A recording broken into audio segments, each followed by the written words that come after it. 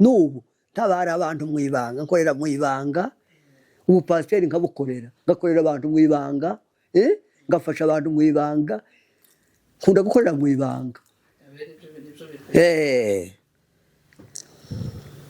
ibyo ntitubyemera ubuyumbe nyakuri ni ibanga biriya byose nibyo bizana amafuyo ubuyumbe nyakuri kwari ukuntu njyewe ukuntu nakoraga n'ubu ni umuhanuzi nakoraga njyewe umuntu nkamwongorera n'ubu niyo turi hano mu nkambi ndongorera umuntu njyewe mbwira ikintu ndongoreye umuntu kongora umuntu byiza cyangwa kubimubwira ariko bitamenyekana ku bandi akavuga ati uyu musaza yigeze kuducuranga ikorari n'abagamwo n'ikizingu ngo nitenzi za roho ataririba mu nkuru nziza n'uwa ndavuga yacu gabiriya no kwiterera kwego ni itenzi zara niyo ikorari nigiyemo niyo yandese niyo twacurangaga twarera n'abana nagiye kuva ko tugeze ku bizazi 4 twigisha gitari muyivamo iyo tenzi za roho ngo tenzi za roho yahozeho kuva kera abandi nibigira ariko twe nibanyirayo nitwe isoko twebwe ibindi tubona ni ngiso nize gitari 80 tuge nize gitari mfite imyaka 20 nshaka muri 84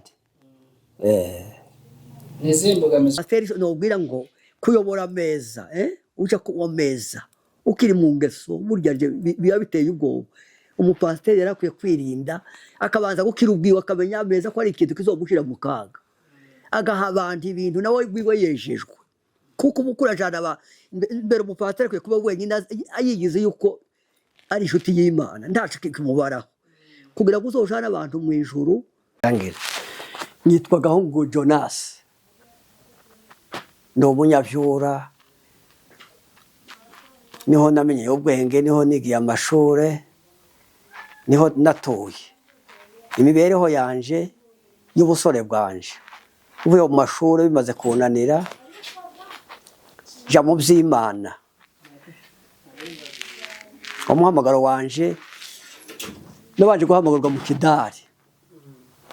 ikidari tugikorana n'umusore witwa ni Paul Budete babanje gutora abantu b'amaboko mani bo bari bazi gakinyamurenge ngo bari bazi ngo ikidari gihirwa n'abantu b'amaboko ntibari bazi ko ari umwuga Imana baraguhaye barabatoye bari batanu barananiwe twebwe twacorera ukuboko abari twebwe twigana Paul njyewe mba soliste Paul ababazi umunsi tukiga twiga muzike yose nuko byura yose turagenda tuzana ababembe dutanga inka tuja kwiga ikitari baratwigisha twabara tugasohoka zikaleme twiga muzike yose dukongeza na vyura twiga no gukoresha iminani kugikokorora no gushiraho imirya kandi tuzi no gusuka ku bobine babita ku bobine zura yose genda uko twigisha dukora n'imirya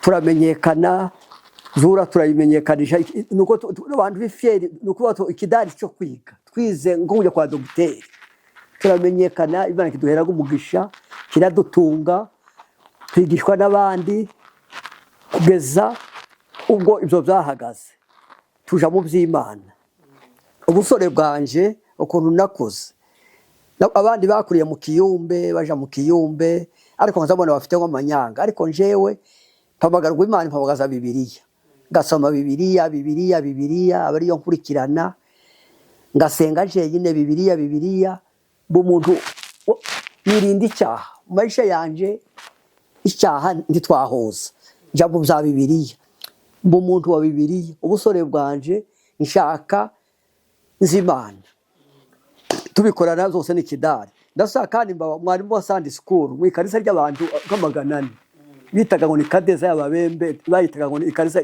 Tanganyika naro muri naro umucuranzi gasanga aba kwigisha abana Sunday school abo twigisha ubu n'abagabo bafite abuzukuru dukuriramo gutyo kugeza ubwo byura yasenyutse, ariko twari twarabwiye, hari umuntu wari waduhamagaye ngo nkunda abantu aratubwira ngo tuvuge ubuhamya bwacu. Njyewe ndavuga ngo nzobigwamo ncuranga gitari. ukiri aho tubwire ko wize gitari hamwe n'undi mugabo, ariko ntiwadusobanure kugira ngo baguhitemo kwiga gitari byahereye ku kise, nibyo warabisabye cyangwa ni ikanisa ry'abaturage? Twebwe batoye abantu bane, haje abantu bavuye i Kareme twishura inka, bareba abagabo b'abanyamurenge bari bazi abagabo b'amaboko manini, abo ni bande mwiganye? abo twiganye, abo baje kuzana Amosi w'umuki w'abagorora, barasabazana ngo ni Mushembe w'abakwakuzi, barasabazana ngo ni Manuel w'abatware, barasabazana na Selemani. Ba bandi batoye twe barananirwa, twego twazaga ducora isaha bagiye kurya, twego tukagira, twego tugacora ku maboko imirya, barya barananirwa, abari twego na Paul twiga gitari, abari twego tumenyekana. ayahe makorali waba waracurangiye azwi abantu bashobora kubona bakavuga ati uyu musaza yigeze kuducuranga? Ikorali nabagamwo ni ikizingu yitoni ngo nitenzi za roho, atari riba mu nkuru nziza n'ubona. oya ndavuga yacu gabiriya no kwiterera kwego ni itenzi zara niyo ikorali nigiyemwo, niyo yandeze, niyo twacurangaga twarera n'abana. Nagiye kuva ko tugeze ku bizazi bine twigisha gitari. Muyivamo iyo tenzi za roho? ngo tenzi za roho yahozeho kuva kera, abandi nibigira, ariko twe nibanyirayo, nitwe isoko. Twebwe ibindi tubona ni nk'isoko, nitwe basoko. Ngamara ikwe kufise kujya muri tenzi za roho kandi muri abantu bakuru. Urumva twebwe icyo gihe twari bato, twari batoya. Urumva n'abakuru bari basobanutse batwitira iryo zina, kandi tugakurikira ku mabande, tugakurikira Tanzania, twacuranga imodeli ya Tanzania, tugakurikiza imodeli y'ababembe, tugakurikira amanani amasede, tugaza twigaho indirimbo, twari taramenya gusohora indirimbo gwacu, twakurikiraga za Kamenura. Mwariza musoza mutarasohora yanyu bandi? Icyo gihe twebwe twari twasohoye ibyacu, ariko bitaramenyekana amabande icyo gihe twari tukirigize, ariko twari tugiye dufonda izacu, ariko cyane twari twibanze ku by'abandi, twaje gukora ibyacu nyuma. Ubwo waba warize gitari mu ihe myaka? Wari ufite imyaka ingahe? Birikambije imyaka ingahe? Nize gitari 80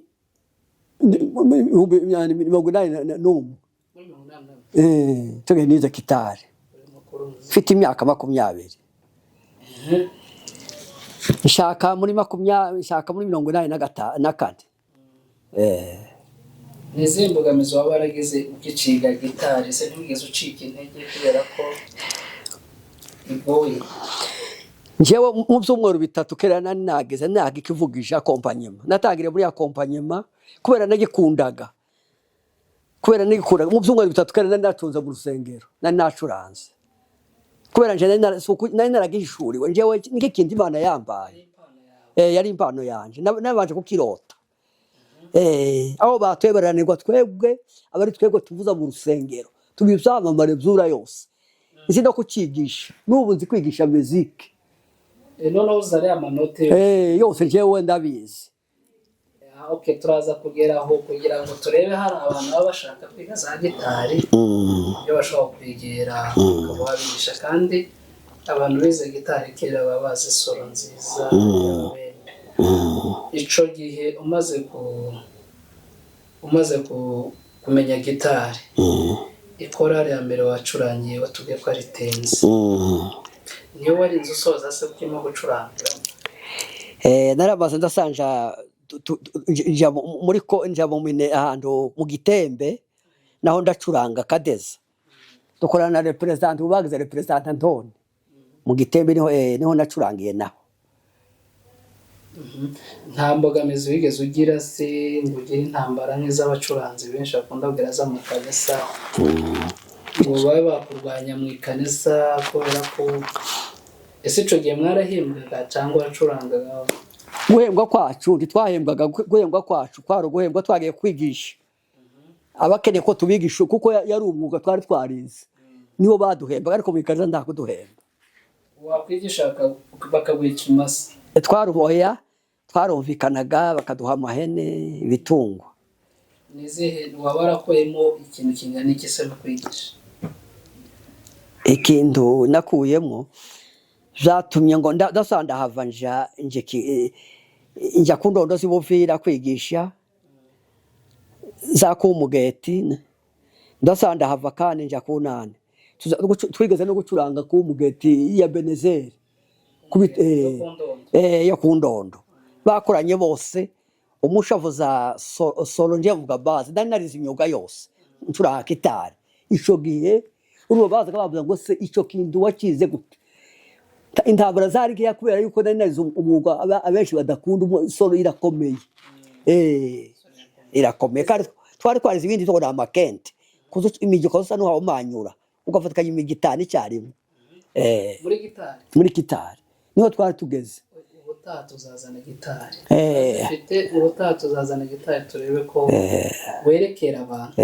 Ese twari tugeze ku marege nturira senyuka, rege twari tuze kwicuranga. Ukiraho ese nabahe banyeshuri byo munigisha aravuga ati runaka nigeze kumwigisha, runaka namwigishije? Ese hari abo wigishije baje kumenyekana? Twigishije benshi, twigishije Gakunze,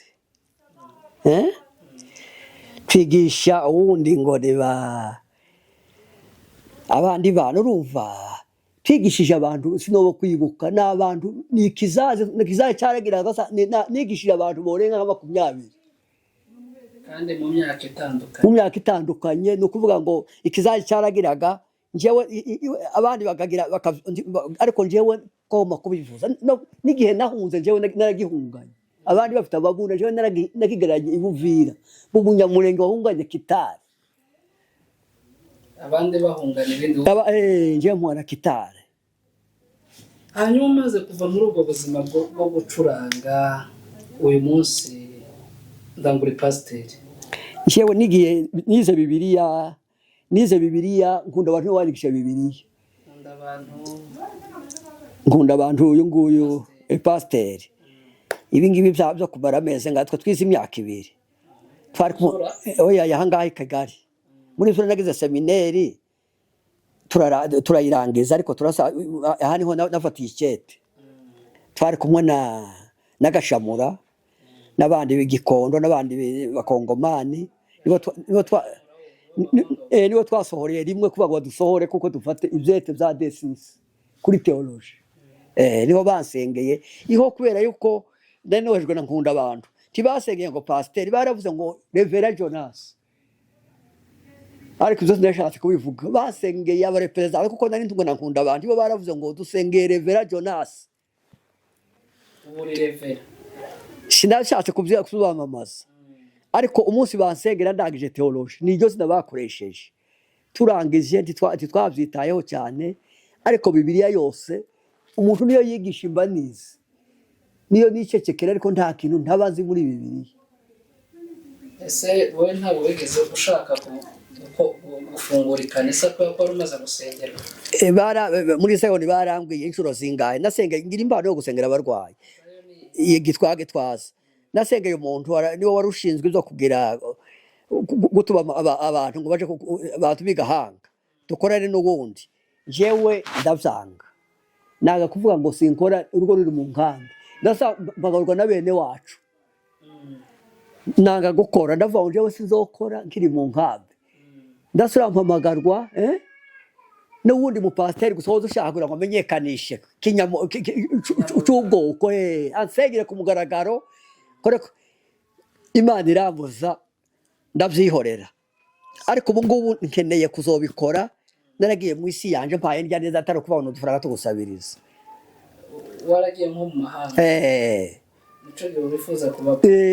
Ariko n'ubu amakone n'ubu ngubu ibyo nkora ndo kuri Sayoni turavuga butumwa, ariko turavuga butumwa, ariko hari n'ahandi harahari kuri Dane Harvest hari tutubwiriza, hakaba hari turere n'abapasiteri, ahandi nderera abapasiteri ariko hano ntibabizi, tukabarera ikarisa bakaryuzuza mu ibanga, tugasaba tukaja za Butare kugenda twigisha abantu koga, tukabambika n'imyenda, dufite amakanisa muri Rowanje turabavuga butumwa, ariko ibyo byose tugasaba tukaja muri za Nazarene, ariko ibyo byose nkicecekera hano bakabona ko ntaco nshoboye, ariko ibyo byose hari ahantu ngere ukabona ndi umuntu w'agaciro. Nukubera ko utigeze wimenyekana. Hano nje kubera njyewe siza nshaka indoro, nicyo gituma cyane nabutinye. Sinshaka njyewe nanga ibintu binzanira ingorane, ifuye bivya by'amakominote. Shaka ibintu bimpa amahoro. None se ntabwo wigeze uba umuyumbe? Umuyumbe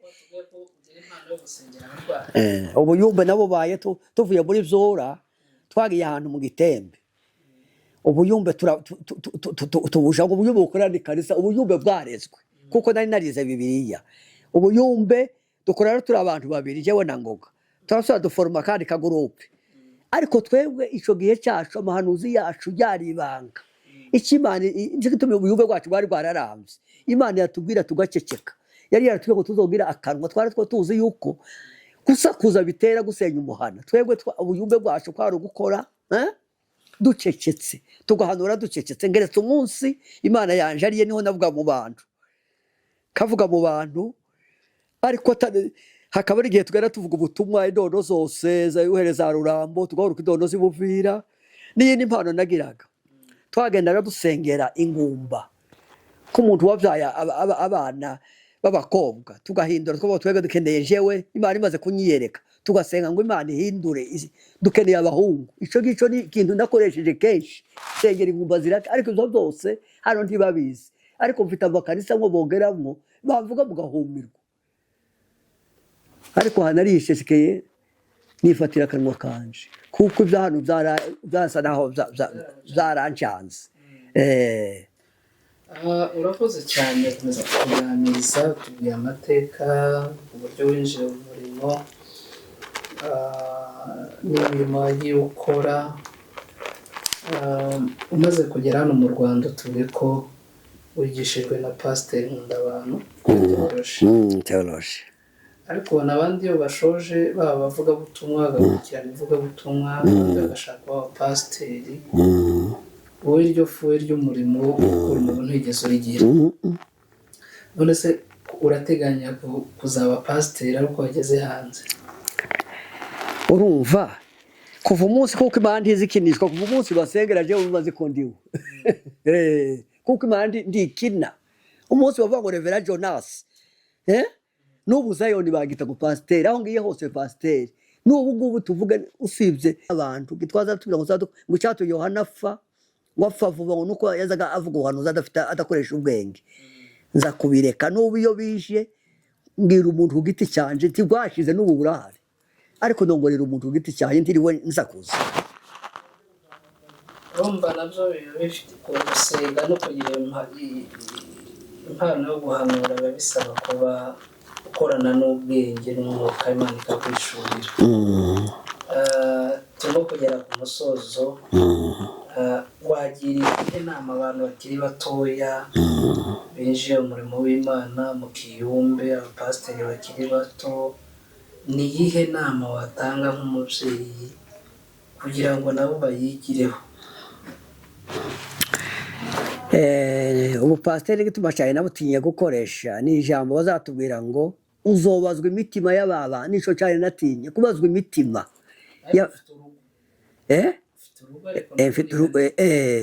nago ni kanisa none rya jambo sa n'uritinye, ariko ico nogendera inama ubupasiteri bufite vision buzwi n'Imana mbere no kwirinda icyaha, niko bupasiteri kuko kuvuga ngo ugabura ameza, yewe ico natinya kuvuga ngo ugabura ameza uja ku ruhimbo uyobora abantu. Njyewe ukiri nahisize kuva kiri umusore narahawe gutinya gukora icyaha, umutima wo gutinya gukora icyaha. Kuva ngo umupasiteri nobwira ngo kuyobora ameza, uja ku meza ukiri mu ngeso burya biba biteye ubwoba.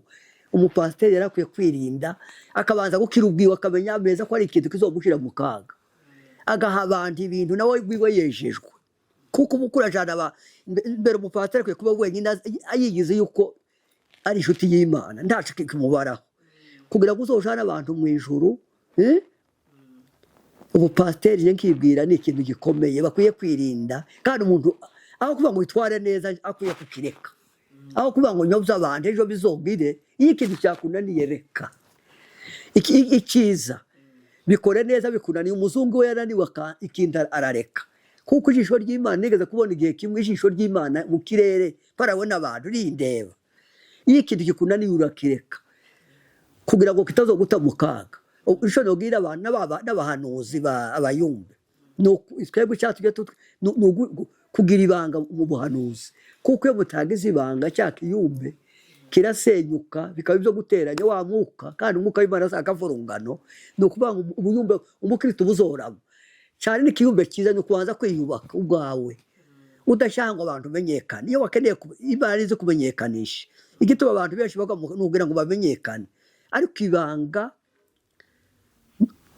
n'ubukristo ngo kujya tatu umuntu wahanze Yesu umuntu wagiye kumva ya Yesu aja kuvuga niwe yakoresha yari intumwa ya Yesu mu ibanga na Nikodemo kandi araba kuba Farisa ibanga nivyo bituma cyane ikisha abantu nugira ngo menyekane hari umuntu bambwiye umuhanga uzumpangira nibe nabigiye Kinshasa yaravuze ngo iyi impano yamenyekanye ngo bayashize iyo bavuze ngo namenyekane niko gushira ukuvuga ngo cyo nogendera inama abantu no gukora ikintu mu ibanga wikisha bugufi kuko Bibiliya iravuga ngo igitabo cya Zaburi nguzukorera Imana ngufite ubwoba ngutinya ngo kuko Imana ari umuriro nicyo cisha abantu banone nababwira ngo mbere bazubemwe n'Imana umenye ko wazike mu gitabo cy'ubugingo kuko ivy'isi kumenyekana ejo ukazonka abandi ngo twahadoga mu izina ryawe ishimira ubukristo buzoja ku Mana budafite ingeso